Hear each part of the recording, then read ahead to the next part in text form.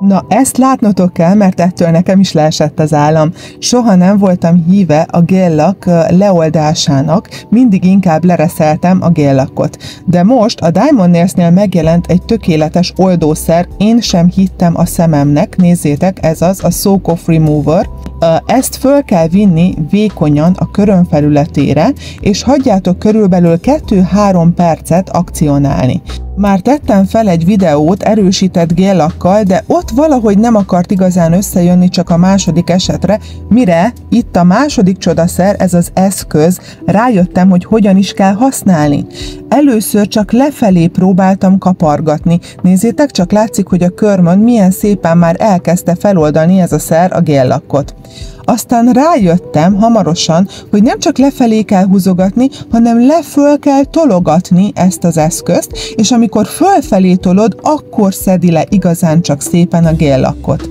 Tehát a leoldó szetből lényegében 2 fő termékünk van, ami a legfontosabb, maga a szer, és ez a kaparó pálca. Ez a 2 együtt tökéletes munkát végez, láthatjátok, hogy szinte teljesen le tudtam oldani a géllakot a körmökről. Nézzétek, hogy a fölvált részek egyszerűen csak lepattannak. Ezután már, mindjárt meglátjátok, portalanítás után ennyi anyagot szedtem le vele, és portalanítás után nézzétek, szinte semmi lényegében nem maradt a körmön, egy picit át kell reszelni egy finom reszelővel a felületet, eltávolítottam a bőrt, és jöhetett is az új réteg géllak rá. A hagyományos módszerrel, ahogy már sok videómat láthattátok, először a kék kerámia fejjel fölválasztom a bőrt, ollóval szépen levágjuk a fölösleget, majd a sárga kerámia fejjel szépen átmegyünk a kontűrön, hogy tökéletes legyen. Az előkészítő folyadékok közül csak a nail prepet viszem fel, szépen kiszárítja és fertőtleníti a körmöket. Alapnak pedig egy vékony réteg honey peach-sel kentem le a körmöket, ez egy vékony rubber base, aminek nagyon jó a tapadása. Ezt 1 percet kötjük a lámpa alatt, és a vendégem a 03-as Ferrari piros géllakot választotta.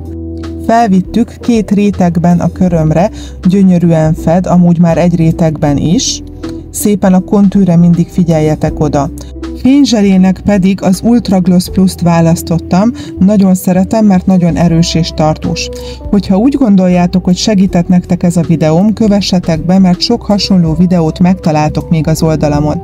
Itt a végeredmény, nézzétek milyen szép lett, egyszerű és gyors.